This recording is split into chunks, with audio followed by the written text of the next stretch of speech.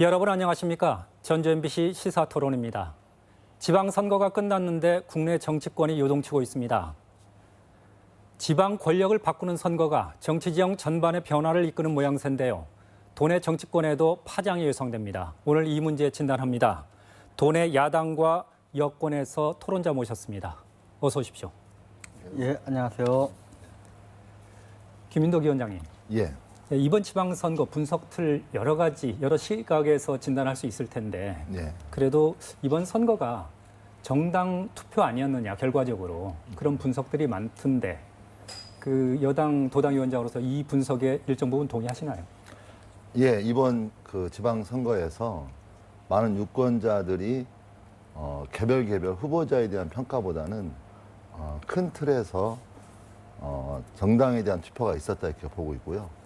특히 문재인 정부가 잘하고 있고 또 문재인 정부에게 힘을 실어줘야 되는 게 아니냐.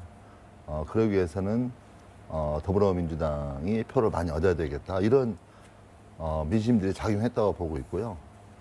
또 다른 측면에서 보자면 상당히 보수적인 그 정당에서 상당히 유권자들의 민심을 제대로 얻지 못하면서 상당히 심하게 보수적인 정치 세력 또 정치 정당이 실패한 그런 것으로 보고 있습니다.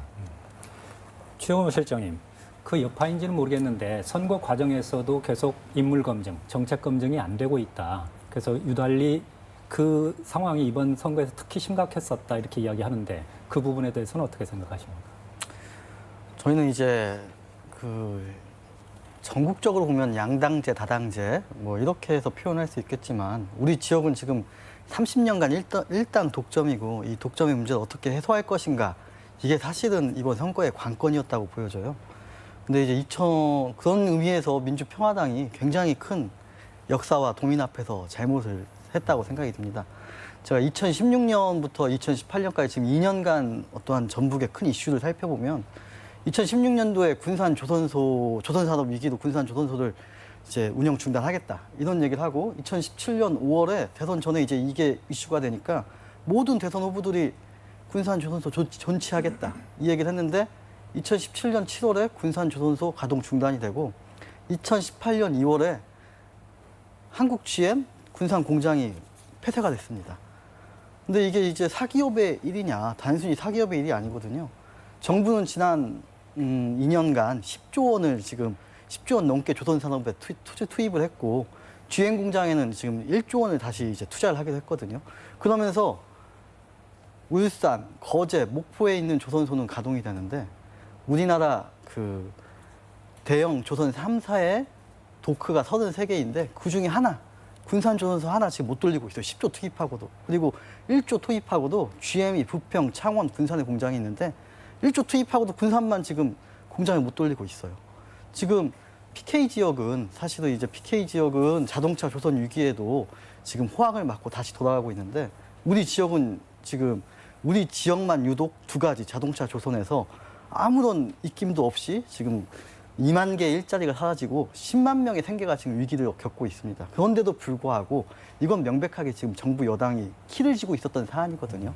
그런데 여기에 목소리를 못 내고 다시 이제 30년 일당 독점으로 회귀를 한 것이죠. 여기에는 사실은 민주평화당이 역사적인 소명과 일당 독점의 어떠한 문제를 극복해야 될 소명을 지금 뭐 못한 굉장히 좀 잘못된 좀 반성을 해야 되는 상황입니다. 권태용 위원장님께서는 이번에 직접 후보로 선거에 참여하셨지 않습니까? 네. 방금 말씀 들어보면 민주당 바람 네. 실질적으로 있었고 네. 이른바 묻지마식 지지 그런 게 있었다는 평가인 것 같은데 네. 직접 현장에서도 그런 것을 느꼈습니까? 예, 이제 민주당이 굉장히 많은 득표를 했으니까요. 사실 현상적으로는 그렇습니다. 근데 이제 들어가 보면 결국 이제 문재인 대통령의 이제 개혁과 평화 정책에 대한 지지가 이제 그 본질이었다 이렇게 생각을 하고 제가 유세 중에 하도 쉽지 않아서 저도 문재인 대통령의 평화 정책에 대해서 적극 지지합니다. 근데 대통령을 보지 마시고 정당과 인물을 좀 봐주십시오. 이제 이렇게 말씀을 드린 적이 있었습니다. 사실 이번 이제 민주당이 굉장히 많은 표를 얻었습니다만은 이제 민주당의 실력과 자력으로 얻은 표가 아니라는 점에서 그 표의 결집력이나 충성도도 굉장히 약하고 또 한 측면에 있어서는 이제 문재인 대통령에 대한 지지가 그 기반이지만 적폐 청산 또 적폐 세력 청산 이런 어떤 촛불혁명의 요구가 여전히 크게 작동하고 있었다. 그래서 어떻게 보면 이제 오래된 이제 지역주의 구도가 촛불 이후에 30년 만에 이제 근본적으로 흔들린 선거다. 이렇게 이제 말씀을 드리고 싶고요. 이제 정당 투표와 다당제를 말씀하셨는데 사실은 제가 이제 시골에 가보니까 어르신들이 아유 일곱 표를 찍어야 된다는데 누가 누군지 모르겠어. 다 이구동성으로 그러세요. 이번에 투표를 다 어떻게 하셨는지 모르겠어요. 뭐 자기 자녀들한테 물어보고 투표하더라도 굉장히 어려웠을 거다. 그런 면에서 향후에 사실 인물 검증 하지만 선거 기간 동안에만 인물 검증한다는 게 한계가 있습니다. 토론도 한계가 있고요. 또 그 TV 토론 앞에 나와서 이렇게 얘기를 합니다만은 그 사람의 일상이나 실제 좀 여러 번의 어떤 뭐 검증할 만한 기회가 없기 때문에 결국에는 인물 검증도 한계가 있다. 그러면 어떻게 갈 거냐? 역시 정당 투표가 원래 맞는 거다. 다만 정당 투표가 제대로 돼야 된다. 그래서 첫 번째로는 정당이 좀 공천을 제대로 하고 선거 때마다 좀 해산하지 말고 정책도 좀 제대로 세워서 거기에 대해서 평가받는 이런 식으로 해서 사실 정당이 인물을 공천을 할 때 검증을 제대로 해야 됩니다. 그렇게 하고 유권자들은 이제 그 정당에 대한 신뢰를 가지고 투표를 하게 되는 거죠. 그런 면에서 정당의 공천제도, 현재 정당의 안정성 이런 문제가 이제 굉장히 큰 문제의 하나고 또 하나 문제는 역시 선거법 문제입니다. 선거제도가 너무 많은 사표를 양산하기 때문에 현실적으로 이번에 이제 민주당이 이제 51% 정도 얻고 전국의 득표 의석수는 한 80% 정도 가져간 셈이거든요. 근데 그 민주당에도 굉장히 큰 부담이에요. 왜냐하면 향후에 일정한 좀 경쟁 구도나 견제 구도가 있어야 지역에 현안이 있을 때 사실 여당으로서 말 못하는 얘기도 많거든요. 그랬을 때 야당도 목소리를 내고 이제 이렇게 해야 되기 때문에 향후에 이제 그 정당이 정당으로서의 제 역할을 다하는 문제 하나 스스로 좀 노력을 해야 됩니다. 두 번째로는 선거제도를 좀 바꿔서 결국에 이런 사표 문제가 아니고 정당을 중심으로 정당 득표를 중심으로 의석수가 보장되도록 그렇게 해서 결국 정당 제도도 안착을 하고 정당도 제 역할을 하고 유권자들은 그 정당을 보고 투표를 하는 이러한 좀 제대로 된 정당 투표가 좀 안착되는 게 과제다 이렇게 봤습니다. 예, 그럼에도 불구하고 결국 유권자들의 심판이 중요한 건데 네. 유권자들의 선택은 결과적으로 민주당한테 지지를 몰아준 거였지 않습니까? 그렇습니다. 그래서 애초에 이 선거가 시작되기 전까지만 하더라도 도내 지방선거 사상 최초로 다당제 체제에서 치러지는 선거라면서 의미를 부여했는데 네. 결과가 그렇게 나왔단 말이죠. 네. 민주당 독주를 오히려 확인시켜주는 것. 이건 어떻게 받아들여야 할까요? 일단 저는 먼저 좀 말씀드리고 싶은 것은 좀 토론을 하거나 대화를 하다 보면 어떤 게 있냐면요. 문재인 정부와 민주당을 이렇게 분리해버리는 그런 경향이 많이 있습니다. 그래서 문재인 정부가 잘 하고 있다라는 것에 저는 반증이다. 문재인 정부가 잘 하고 있고 또 문재인 정부를 배출한 더불어민주당하고 분리를 시켜야만 이번 선거의 중요 주체인 민주당의 어떤 표를 좀 깎을 수 있다고 생각하는 좀 그런 흐름이 아닌가 저는 그렇게 보고 있고요. 더불어민주당과 문재인 정부는 하나의 팀이다 이렇게 좀 말씀드리고 싶고 이번에 이제 더불어민주당에게 많은 표심을 몰아주셨는데요. 저는 가장 중요한 아까도 말씀드린 중요한 것은 소위 말하면 적폐 청산 또 과거에 쌓였던 많은 문제들을 해결하는 데 가장 중요한 주체로서의 문재인 정부와 민주당을 선택하신 거다. 그리고 그것들을 더 잘해달라라고 하는 저는 국민적 염원의 표현이라고 보고 있고요. 그게 이제 이렇게 압도적으로 옮겨온 것은 그런 것에 대한 견제라든가 일정한 역할을 해줘야 될 특히 제1야당인 자유한국당이 너무나 못하고 있고 오히려 더 걸림돌이 되거나 또 실제 청산해야 될 적폐로서의 모습을 보여줌으로써 정말 싸늘한 어떤 민심의 저는 회초리를 맞았다 이렇게 보고 있습니다. 그래서 오히려 제가 볼 때에는 좀 그런 민심의 흐름들을 제대로 이렇게 보면서 앞으로 어떻게 이 민심들이 보다 더 구체적으로 요구하는 게 무엇이고 또 어떻게 가야 되느냐라고 하는 얘기를 좀 해나가는 게 훨씬 더 희망적인 얘기를 할 수 있지 않을까 그렇게 보고 있습니다. 그럼 결과적으로 도민들께서는 이번 지방선거에서 다당제에 대해서 심판을 했다. 그 연장선에서 이렇게 결론을 내려도 무리는 없을까요?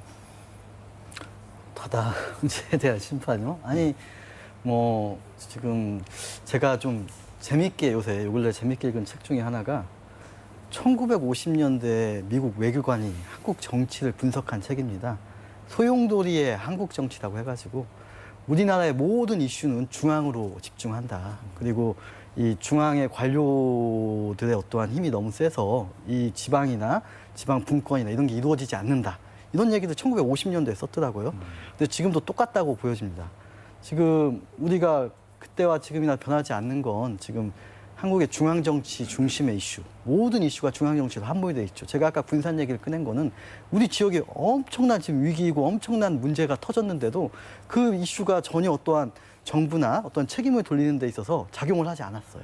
그런 이유들은 사실은 우리는 지금까지도 정치는 중앙에 있는 국회의원 위주의 이슈들로 돌아갔던 거죠. 그래서 지금 저는 오히려 이번 선거에 그 가장 큰 승자는 사실 민주당일 수 있고 두 번째 승자는 기존의 이제 다당제의 흐름에서 있었던 국민의당이나 이런 당들이 거의 소멸하다시피 하고 자유한국당이 지금 2017년 초반 시점으로 돌아가면 5% 미만이었어요. 근데 지금 20% 넘는 득표를 올렸단 말이에요. 지난 대선 때 그 투표율을 감안하면은 지난 대선 때보다 훨씬 높은 득표율을 지금 올렸어요. 그런 의미에서 봤을 때 양당제도 회귀, 그다음에 자유한국당의 그 회생에 대한 불씨를 남긴 선거이지 않았나. 그리고 그러한 가운데 어떠한 지방 이슈나 평화당이나 사실 지금 지방당으로 남아있는 상황에서 지방 이슈가 전혀 작용하지 않았던 지방 선거였죠. 그럼에도 불구하고 이번 결과 유의미한 분석이라면 진보 정당인 정의당이 그 도내 제1야당의 지위를 확보했다는 거. 이건 지방 권력 정치 지형에서 큰 변화로 받아들일 수 있지 않을까요? 제가 먼저 한 말씀 드려도 예. 될까요? 제가 이제 이 득표를 보면서 사실은 이제 정의당이 굉장히 잘했고 어떤 의석수도 굉장히 많이 늘어난 선거였죠. 근데 지난 10년간 진보 정당 군의 이렇게 뭐 녹색당, 뭐 사회당, 뭐 이런 진보 정당의 득표율을 보면은 2010년도에 그 지방선거에서 19만 4,380표예요. 득표율은 23.6%고 민주노동당이 10.9%고 진보신당이 3.9%, 국민참여당이 8%, 사회당이 0.7%. 2014년도에는 15만 6,718표예요. 득표율은 이제 18.5%죠. 통합진보당 8.3%, 정의당 6.8%, 녹색당이 각 1%예요. 근데 이제 2018년도에는 14만 5,982표예요. 득표율은 15.2%고요. 정의당 12.8, 민중 녹색 각 1%대예요. 사실은 지난 여기서 가장 큰 변화는 통합진보당이 해산이 됐죠. 그 해산의 영향이 사실 정의당의 가장 큰 수혜를 받았고, 뭐 우리 도민들이 진보 정당에 대한 지지율이 올라가진 않았다고 보여집니다.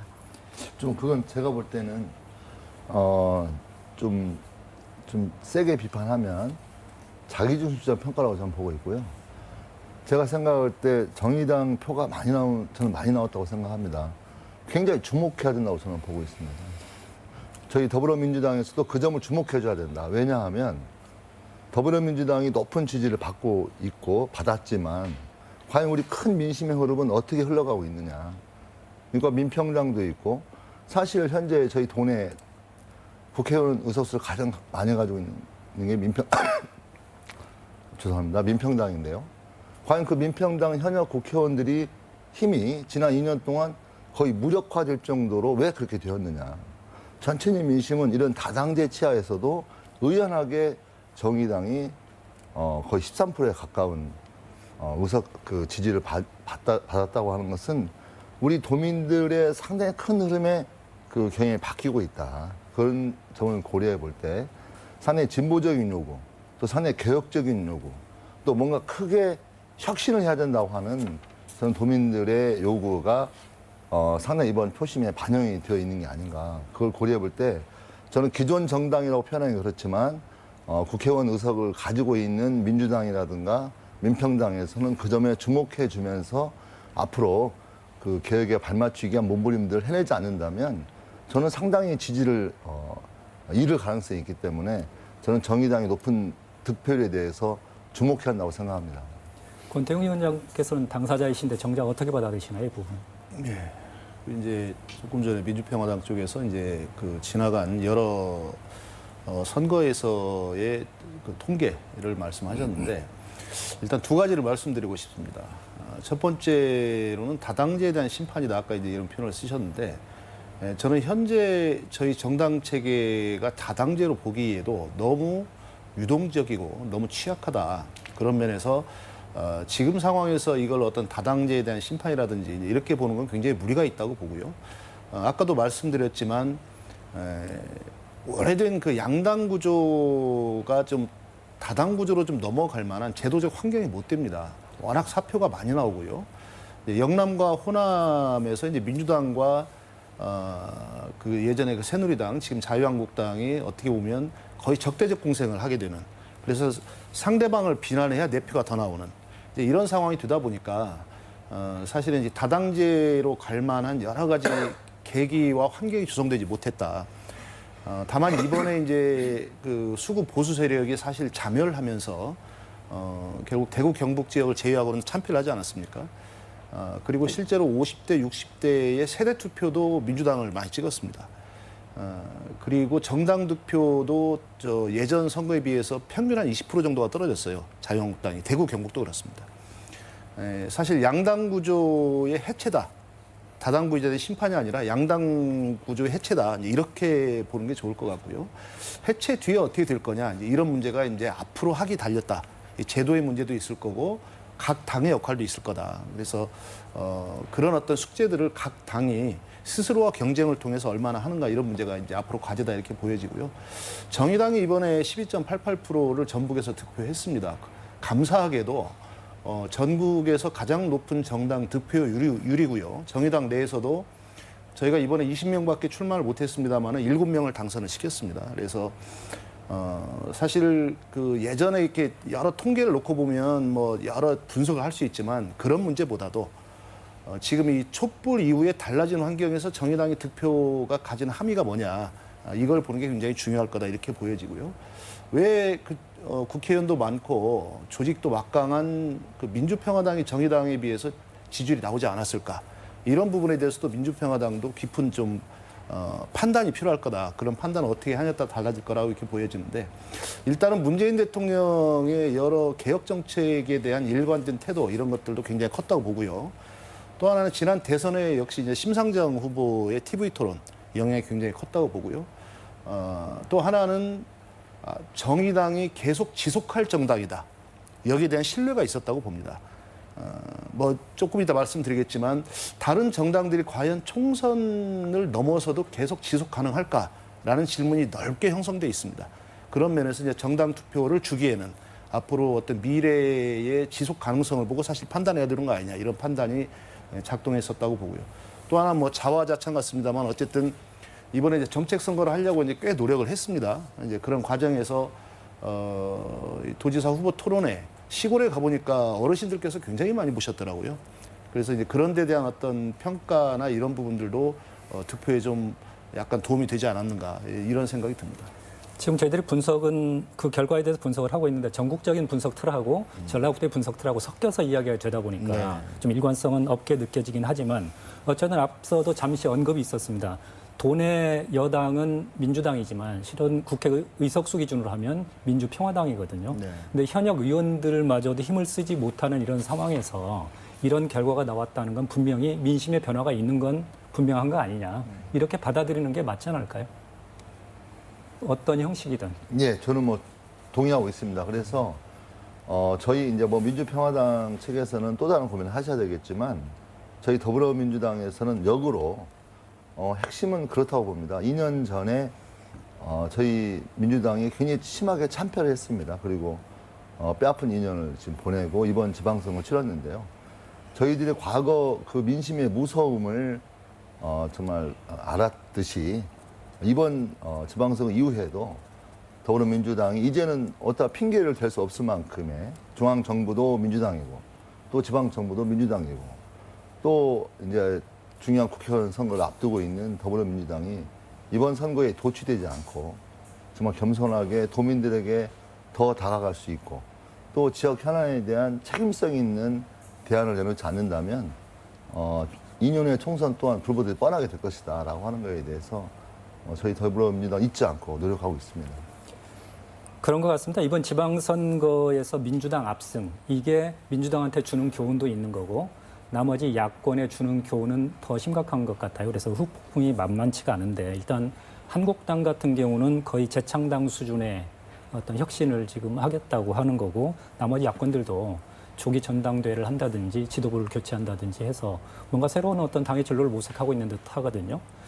어떻습니까? 지금 그 민주평화당도 그런 부분에서는 자유롭지는 않은 상황이지 않습니까? 사실 이제 커다란 위기 상황인 거죠. 당의 존립마저 지금 위태위태한 거고 이번 선거 지방선거에서 어느 정도 뭐 기초단체장 5석이라고 해서 뭐 좀 좋게 보는 사람도 있긴 하지만 사실은 참패를 한 거고 거의 영향력이 없었다고 봐야 되는 건데 저는 뭐 그런 부분에 있어서는 지금 지역 이슈, 지역 의제 그리고 우리 지역에서 어떠한 뭐 문제 해결 이런 점에 좀 집중을 사실 했어야 되는데 근데 그걸 도민들이 안 좋아하거든요. 저희 도민들은 중앙 정치를 좋아하지 그런 걸 안 좋아하기 때문에 사당 5당이 살아남긴 굉장히 어려운 척박한 풍토죠. 지난번에 이제 안철수란 대선 후보가 있었기 때문에 제3당이 어느 정도 그런 입김을 발휘할 수 있었는데 지금 대선 후보 없이 이렇게 중앙 정치 위주의 정치 이슈 속에 함몰되면은 뭐 어떠한 지역 의제를 얘기하기 힘든 상황이다. 다음 총선이나 이런 것도 쉽지 않긴 한데 다만 2년 후거든요. 2년 후면은 이제 뭐 지금에 있는 정당 지지율과 대통령 지지율이 많은 변화를 보일 겁니다. 뭐 건불 10년, 화무 11원, 권력이란 건 영원한 것은 없거든요. 그럼 그때 이 민주평화당 지금 있는 사람들이 어떠한 준비를 하느냐의 문제인 거지. 지금 뭐 여기서 졌다고 해서 영원하게 진 건 아니고 또 더 잘하라는 격려일 수도 있는 거고요. 근데 제가 좀 한 말씀 드리고 싶은 건요. 우리 도민들은 지방 정치에 관심이 없고 중앙 정치에 관심이 많이 있다. 저는 그건 좀 바람직하지 않다고 저는 봅니다. 저는 그 유권자들이 또 우리 도민들께서 중앙 정치와 지방 정치에 대한 저는 그 누구보다도 많은 해안을 가지고 있다고 저는 굳게 믿고 있습니다. 그리고 정치인들은 그 해안에 대해서 지지를 얻어내기 위한 노력을 기울이는 게 저는 원칙이 한다고 보고 있습니다. 그래서 오히려 마치 우리 도민들의 수준이 중앙 정치에 관심이 있고 지방 정치에 관심이 없으면서 정말 지방 정치 정말 잘못하고 있는 더불어민주당을 제대로 못 본 채 중앙 정치 함몰된 그런 투표 행위를 했다. 유권자를 탓하는 식으로 이렇게 발언하는 것보다는 스스로에게 질문을 많이 해보고 답을 내놓는 게 저는 좋을 것 같습니다. 저도 한 말씀만 드리면 이거는 뭐 도민이나 유권자에 대한 어떠한 지적이나 그게 아니라 전체적인 우리나라의 정치 현실이라는 측면입니다. 어떻게 그럼 30년간 일당 독점이 되고 30년간 특정 정당에 표를 몰아줄 수 있었겠습니까? 그거는 사실은 그동안에 보여왔던 사실 우리 지역의 어떤 문제에 대해서 그냥 얘기를 한 거지 뭐 유권자들이야 본인들이 엄청 현명한 선택을 하시는 거죠, 개개인의. 현재는 어쨌든 지금 지방선거 이후에 정치권이 변혁기고요. 그게 어느 정도 좀 정립되든 어느 정도 갈래가 타졌을 때 그런 부분을 담아낼 수 있는 어떤 논의들이 다시 시작이 돼야 할 것 같다는 생각이고 물론 시급한 이야기이긴 하지만 지금 어떻습니까? 중앙 정치권이 어쨌든 변혁기를 맞이하고 있는데 전라북도 정치권이라고 거기서 예외적으로 존재할 수는 없는 거 아닐까요? 결국 그대로 수동적이든 그 영향을 받을 수밖에 없는 구조니까 좀 전라북도도 당연히 그렇게 어느 정도 변화가 있지는 않을까요? 민평당 쪽이든 바른미래당 쪽이든 뭐 그건 불문가지죠. 변혁기니까 변혁이 있을 수 있겠죠. 근데 당장 근데 뭐 필요에 의한 정계 개편이나 아까 같이 뭐 수평적인 뭐 이런 상황에서는 크게 뭐 동력은 없어 보입니다. 동력은 없지만 어쨌든 그래도 예상해 볼 수는 있고 또 거기에 대비할 필요도 있지 않을까요? 이건 이제 중앙 정치인들이 좀 알아서 하실 것 같습니다. 예. 그래요. 중앙 정치라는 개념보다 사실은 민주당의 민주평화당의 모든 의석이 사실 거의 호남에 있지 않습니까? 그런 면에서 전라북도 민주평화당이 그런 문제들에 대해서 어떤 입장을 가지느냐가 매우 중요합니다. 제가 걱정하는 전망은 결국에 이제 국회의원 총선만을 위한 또 이합집산 이 수준을 벗어나지 못하는 근데 그런 우려들이 그 여러 유권자들께 상당히 걱정을 하세요. 그래서 어쨌든 이제 정당이 정당으로서 좀 제자리를 잡기 위한 냉정한 평가와 과제 도출 좀 이로부터 좀 시작하기를 바랍니다. 그래서 그 나머지 모든 문제가 실제로 우리 정당이 독자적으로 존속할 가치가 있는 것인가, 지속 가능한 어떤 성취할 목표가 있는 것인가, 유권자의 요청 앞에서 그러한 능력을 준비하고 있고 준비돼 있는가, 이런 질문 앞에 먼저 서야 된다고 생각합니다. 그 연후에 사실 여러 가지 문제를 논의해봤다고 생각하고요.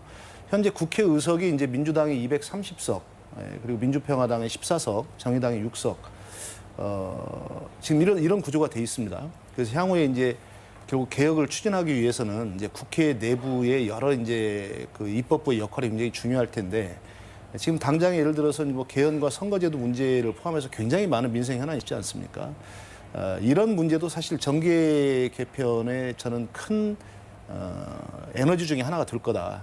그래서 어찌 보면 그런 이제 입법부의 역할, 또 지역에서 국회의원들의 어떤 이해관계, 이제 이런 부분들이 여러 정계 개편을 좀 촉진하는 그런 요소들이 되지 않을까. 그런 면에서 상당히 저는 가능성이 좀 높아 보입니다.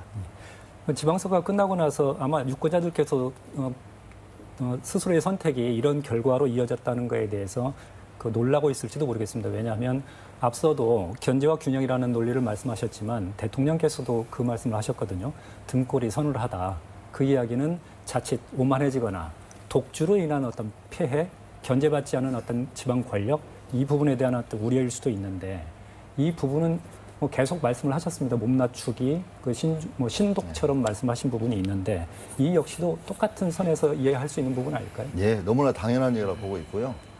더불어민주당이 오늘 또 지금 저희가 당선자 대회를 취소하고 지방자치단체장 당선자와 또 저희 당의 지역위원장들 지역현안 간담회 형식으로 지금 진행을 했는데요. 저희 더불어민주당에서는 상당히 신중하게 생각을 하고 있고, 또 오만에 빠진 이 정당이 그 끝의 결과물이 저는 너무나 뻔하다 이렇게 보고 있습니다. 그래서 앞으로 더불어민주당을 더 주목해 달라는 말씀 드리고요. 사실 이번 선거에서 더불어민주당은 도민들께 사과할 게 참 많이 있습니다, 솔직히. 그리고 또 그 사과를 통해서 더불어민주당이 좀 더 좋은 모습을 보여줘야 된다 이렇게 보고 있고요.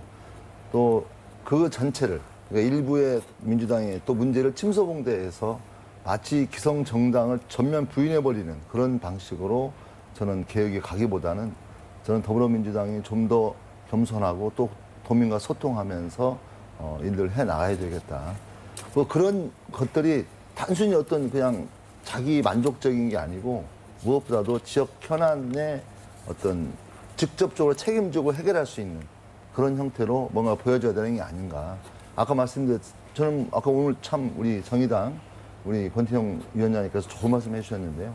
저는 더불어민주당에 대한 감시도 아까 말씀드렸던 지역 현안에 대한 매우 정례적인 토론회 같은 해낸다면 그거야말로 민주당에게 무서운 저는 견제가 없을 것 같아요.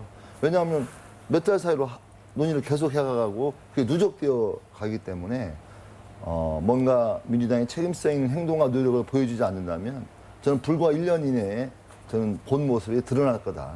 그래서 그런 여러 가지 형태의 어떤 활동들이 된다면 그런 어떤 민주당 독점 현상이 가지는 그런 폐해를 최소화시킬 수 있지 않을까 그렇게 생각합니다. 지금 도당위원장을 맡고 계시니까요. 아까 제가 사실은 오늘 토론회를 계기로 제안을 드리는 겁니다. 정당 간의 정례적인 정책 토론회를 좀 해보시자. 그렇게 해서 어떻게 보면 서로 좀 같이 공부하고 여러 목소리들이 사실 공론화될 수 있도록 예. 그렇게 해서 어떻게 보면 골목에서 갈등이 일어나지 않습니까? 근데 정치권이 사실 그런 문제를 다 수렴을 해서 공개적으로 토론하고 쟁점을 줄여서 사실 핵심 쟁점을 좀 만들어서 오히려 거기에서 서로 좀 협력하거나 같이 공동의 목표를 세울 수 있는 것도 모색할 수 있는 겁니다. 앞으로 그런 정기적인 정책 토론회 위원장으로서 예. 어떻게 함께 해보시겠습니까? 저는 할 의사가 충분히 있습니다. 좋습니다. 예, 알겠습니다. 감사합니다. 저희들이 특별히 이게 정치 민평당도 좀 얘기를. 네네네. 예. 여쭤보면 아유, 당연한 거죠. 무슨 민주당이 하시겠다고 하면 예. 민평당도 하시지 않겠습니까? 예, 저희들이 오늘 이 정치권의 구조 변화 내지는 판세 변화에 대해서 주목한 것은 이게 결과적으로는 전라북도 정치를 한 단계 도약시킬 수도 있고 그런 계기가 될 수도 있고 또 궁극적으로는 전북 발전하고도 무관치 않기 때문에 하는 이야기입니다. 그래서 여기까지 저희들이 준비한 시간이 다 돼 가는데요. 혹시 끝으로 강조하고 싶거나 덧붙이고 싶은 말씀 있으면 마무리 말씀 겸해서 듣도록 하겠습니다. 먼저 김인덕 위원장님. 이 자리를 빌어서 정말 이번 지방선거에서 압도적으로 지지를 보내주신 도민 여러분께 진심으로 고맙다는 인사 올리겠습니다. 그리고 저희들이 정말 진심으로 고맙다는 인사를 올리는 것은 이 민주당 거의 독점 현상에 대해서 민주당이 겸손해지고 오만해지지 않고 그리고 지역 현안에 대해서 책임지고 희망을 만들어내는 그 결과에 의해서만이 지속 가능하다는 것을 분명히 인식하고 있습니다. 앞으로 거듭 변화되고 혁신하는 민주당이 되도록 노력하겠습니다. 감사합니다. 최영호 실장. 제가 오늘 토론에서 좀 인식의 차이가 있었다고 느꼈던 거는 지난 민주당 득표율 2010년 광역 비례대에서 61, 2014년 63, 2018년 68이에요. 그리고 진보정당도 사실은 20%에서 15%그 사이가 나왔고요.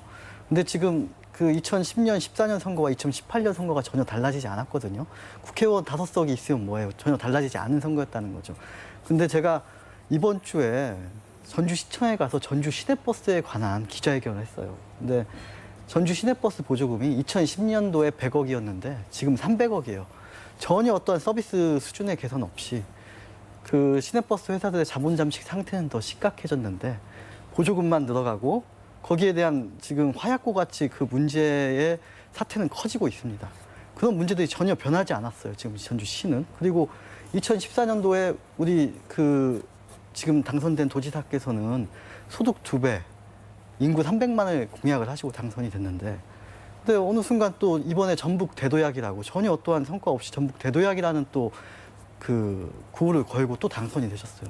저는 사실은 이번 선거야말로 좀 변화를 겪고 뭐 전국적으로는 변화를 겪었던 것 같아요. 근데 우리 전북은 아무런 변화가 없었다는 거예요. 그게 사실은 저는 뭐 당연히 민주평화당이 제가 속한 민주평화당이 제대로 된 소임을 못했기 때문에 발생한 일이라고 생각을 하고요.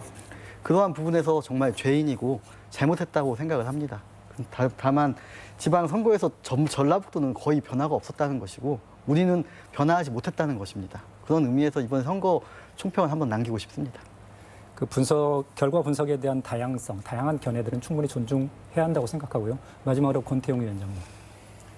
예, 이번에 정의당에 보내주신 그 한 표 한 표의 의미를 정말 100표 이상으로 보답드리겠다는 그런 감사 인사를 먼저 드립니다. 제1야당으로 세워주신 뜻은 정당 정치를 제대로 지역 현안 문제를 풀 수 있는 좀 능력 있는 해결 능력 있는 그런 구도로 바꿔달라라는 그런 요청으로 저는 받아들입니다. 현재 새만금 문제를 비롯해서 현재 경제 정책이나 복지 정책도 사실 매우 중앙 의존적입니다. 기획도 매우 부족합니다. 하지만 지역에서 사실 기획을 해서 중앙 정부의 굉장히 효과적인 어떤 지역 변화를 위한 어떤 투자를 할 수 있도록 그렇게 저는 해야 된다. 현재 같은 인구의 전남보다 전라북도가 예산 1조 5천억 정도가 부족합니다. 저는 이것은 인맥을 통해서 되는 게 아니라 기획과 계획을 통해서 가능하다. 그런 면에서 아까 말씀드린 그런 정책 토론회에 좀 적극적인 정당 간 노력이 필요하겠다 이런 말씀을 드리고요. 또 하나 말씀을 꼭 드리고 싶은 건 정말 10년을 내다보고 해주셨으면 좋겠다. 정당들이. 다음 선거를 보는 것이 아니라 10년 후에 과연 우리 지역사회의 정치와 우리 지역사회의 경제 복지가 어떻게 바뀔 것인가. 그런 면에서 특히 제도 개선, 그다음에 어떤 정당의 어떤 정책 능력 향상, 특히 정책 능력 향상 속에서는 공약 이행 점검도 전 제대로 돼야 된다고 생각합니다. 그다음에 일상적으로 당 체제를 좀 잘 정비해야 되는데 특히 이제 공천제도, 좀 책임 있는 좀 공천제도를 쭉 만들어 나갔으면 좋겠고요. 당원들이 좀 제대로 역할을 할 수 있는 그런 제대로 된 어떤 정당을 좀 만들어 나가는. 그래서 이번에 민심의 엄한 요청은 제대로 된 정당 정치를 통해 책임 정치해라. 이런 겁니다.